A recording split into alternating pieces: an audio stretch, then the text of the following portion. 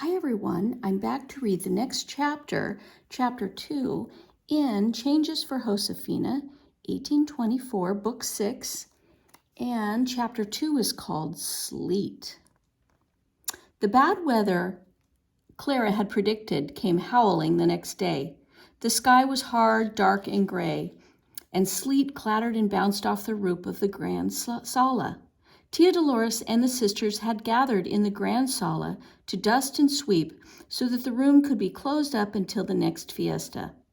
The day was dreary, but Josefina needed only to close her eyes to imagine the way the grand sala had glowed with candlelight the night before. She hummed the waltz to herself as she swept. Papa came in with 2 servants. They were going to move the table and the chairs back to their usual places and put Tia Dolores' piano back in the family sala. Wasn't it a lovely fiesta? Josefina sighed, looking at the piano.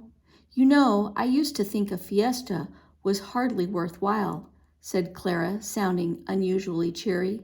There's so much work to do to get ready, and even more work afterward to clean up. But last night's fiesta was worth it. And just wait till you're old enough to dance, said Francisca, twirling around her broom. Then you'll love fiestas as much as I do. Preparing for a fiesta used to overwhelm me, said Anna, but Tia Dolores has taught me to enjoy it. Now I think it's a pleasure to cook food for our friends to share. You did a wonderful job, Tia Dolores said to Anna.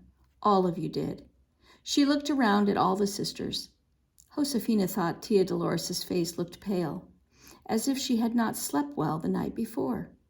I am proud of you. Papa spoke up. Tia Dolores is right, he said. Thanks to your hard work, that was a fiesta we'll remember with great pleasure. Gracias, Papa, said the sisters happily. Such praise from Papa and Tia Dolores was delightful indeed. They all went contentedly back to work, except for Tia Dolores. She asked, Do you remember that when I first came here, I said I would stay as long as you needed me? The sisters stopped sweeping and looked at her as she went on. You've all learned to do your sewing and weaving and household tasks very well. And you all did so beautifully preparing for the fiesta yesterday. I can see that you don't need me the way that you used to. So I've written to my parents and asked them to come here and take me back to Santa Fe with them. I'm going home. The room was completely silent. The sisters were stunned still. Josefina felt as if a drop of freezing sleet were running right down her spine. But Tia Dolores, this is your home, she burst out. We thought you were happy here with us. I am, said Tia Dolores. Then she squared her shoulders and spoke firmly, as if she'd made up her mind after a long struggle with herself. But it's time for me to leave. Josefina turned to Papa. He looked as shocked as she felt. Surely he would say something to Tia Dolores, but Papa only bowed his head for a moment. Then he looked up. His face was composed and grave. He left the room without saying a word. Tia Dolores watched him go. Then she picked up her broom and went back to work. But Josefina and her sister stared after Papa, as if he alone had the answer to a question that was desperately important to them all. The more she thought about it, the angrier Josefina was with herself, bragging about how she could make bread, showing off playing the piano. No wonder Tia Dolores doesn't feel needed. Josefina thought. The sleet had stopped, but it was still very windy and cold as Josefina walked to the goat pen to see Sombrita. But I know how to make things right, Josefina said to the little goat as it chewed on the fringe of her serape. I'll start tomorrow. The odd thing was that her sisters seemed to have hit upon the same idea. The next morning, Francisca spilled tea at breakfast. Josefina was quite sure she did it on purpose.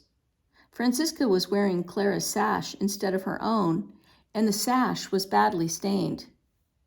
Francisca and Clara had sharp words about it, bickering just as they used to in the olden days, before Tia Dolores had come and taught them to get along. Later that morning, Clara, who seldom made mistakes, snarled the wool and 4 rows of weaving had to be disentangled from the loom. Anna somehow forgot to put salt in the sauce, so dinner tasted terrible. Josefina made mistakes all day long. She burned some tortillas, dropped a basket in a puddle, forgot part of a prayer, sat on her best hat, and was all thumbs at her piano lesson. That evening, Tia Dolores and the sisters gathered in front of the fire in the family sala. Papa didn't join them.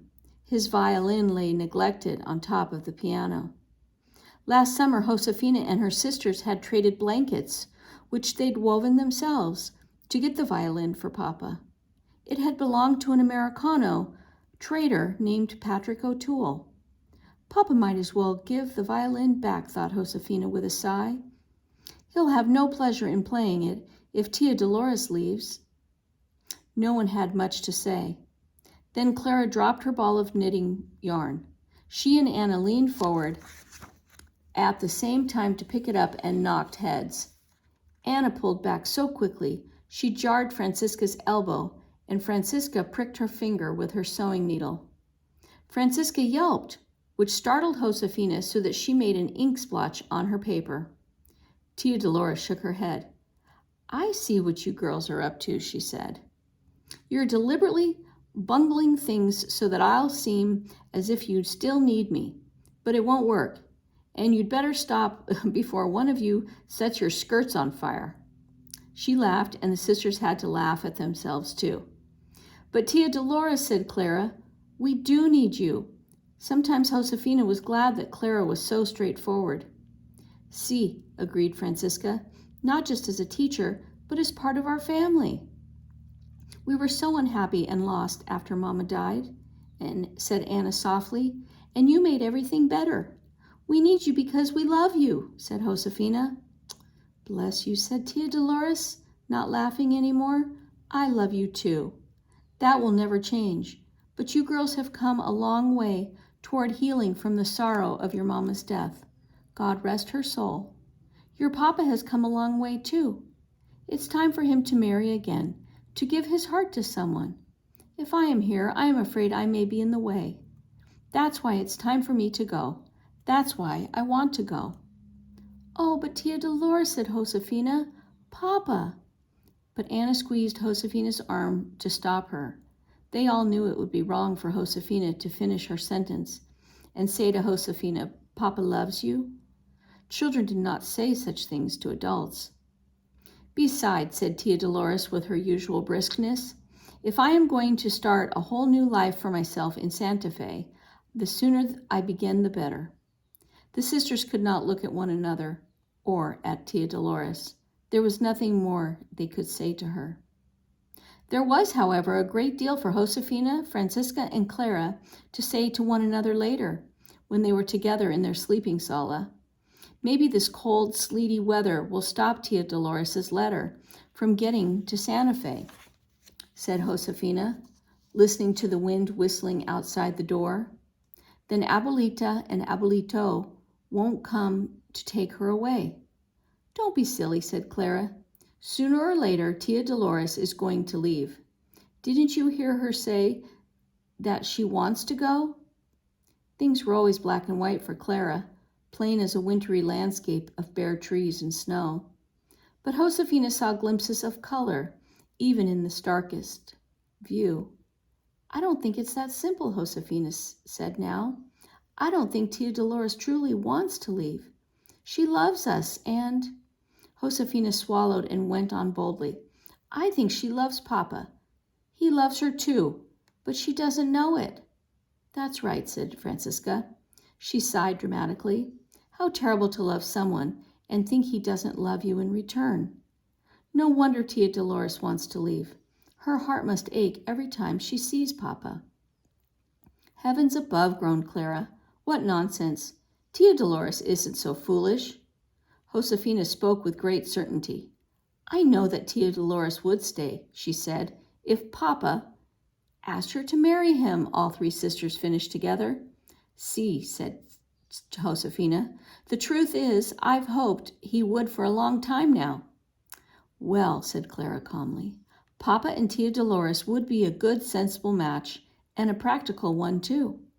All the girls knew it was not unusual for a man to marry his wife's sister after his wife died. The families already knew each other, and it kept their property together. If they do decide to marry, they shouldn't waste any more time about it, said Clara. Neither one of them is getting any younger. Besides, it's always best to have a wedding in the winter so that it won't get in the way of planting or harvesting. Oh, Clara, exclaimed Francisca, how can you be so matter-of-fact? You're forgetting all the wonderful steps in courtship. First, Papa has to write a letter asking Abuelito for Tia Dolores' hand in marriage. Then Abuelito and Abuelita ask Tia Dolores if the proposal is acceptable to her. If it isn't, then they say no to Tia Dolores must give Papa a squash. There'll be no squash in this case. I'm sure of it, Josefina cut in. And don't forget the engagement fiesta, Francisca rattled on, and the groom's gifts to the bride. And stop, interrupted Clara.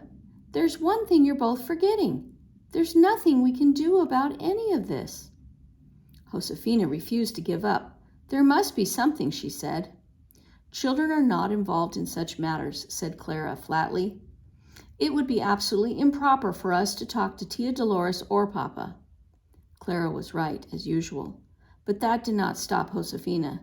She thought for a while, and then she said, I know someone we could talk to.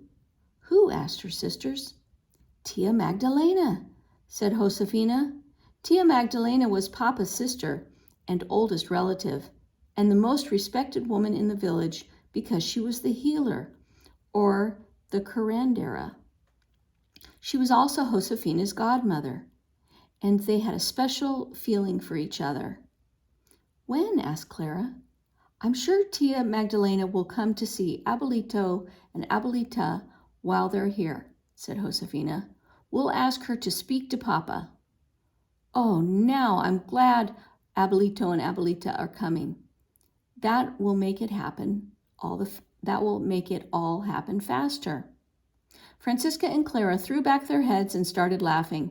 What's so funny? Asked Josefina. You are, said her sisters. You find the sweet in the sour, said Clara.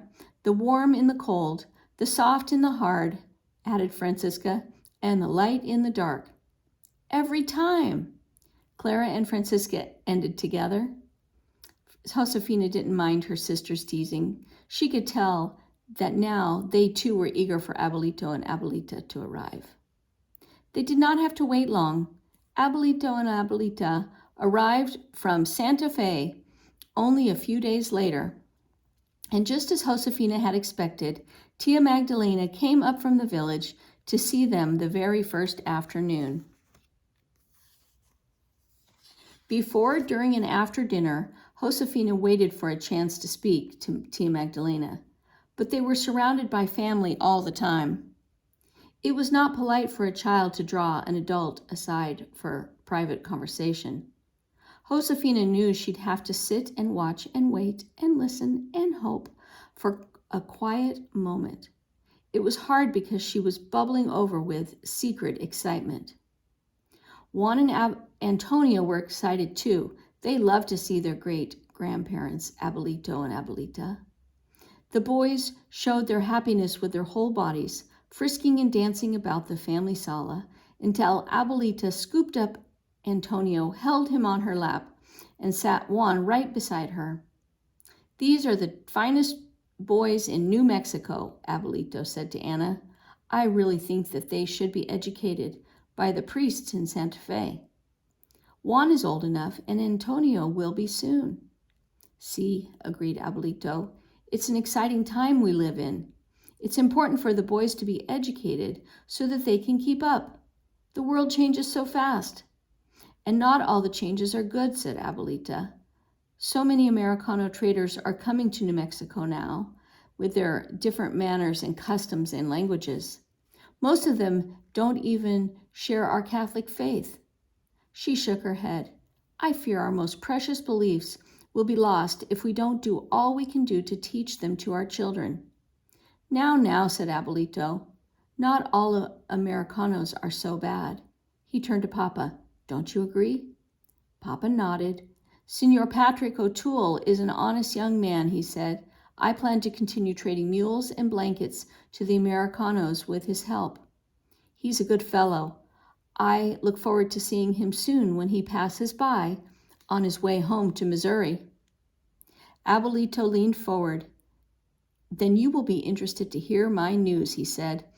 I've been invited to join Signor O'Toole's wagon train and travel with it to Missouri, and I've decided to go. Everyone gasped. Abuelito went on with a pleased expression on his face.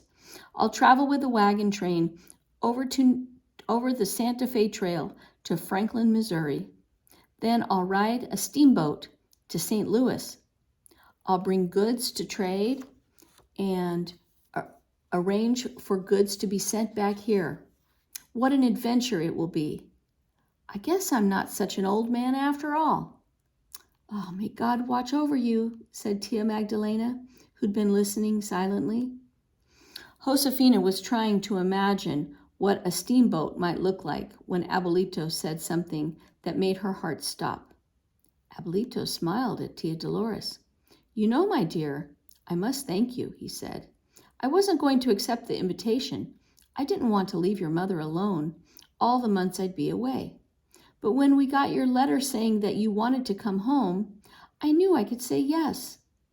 And because you're coming home to Santa Fe, I can go to Missouri with the Americanos. Oh no, thought Josefina, this is terrible. Then it got worse. I was glad to get your letter too, my daughter, said Abuelita to Tia Dolores. Your father and I have waited a long time for you to come home to Santa Fe. It's such a comfort to know you'll be living with us as we grow old. I'm glad to be needed, said Tia Dolores softly. Needed! Josefina felt a door slamming shut when she heard the word. She and Francisca and Clara exchanged agonized looks. How could Papa ask Tia Dolores to marry him now? It would seem selfish, and it would hurt Abuelito and Abuelita. Tia Dolores would never say yes if Papa did ask her. Her first duty was to her parents. It would be unthinkable for her to let them down. Josefina could not bear to hear any more. Quietly, she slipped out of the family sala, ran across the cold courtyard, and went to her sleeping sala. It was dusk, and the room was full of shadows. Josefina sat on the floor, hugging her knees to her chest. She was all alone for a few minutes. Then someone came into the dark room and asked, Josefina? It was Tia Magdalena. Josefina jumped to her feet and stood, head bowed, in the respectful way children were supposed to stand in the presence of adults. Tia Magdalena sat on the banco and motioned Josefina to sit next to her. All afternoon, I've had the feeling that you wanted to ask me something, she said.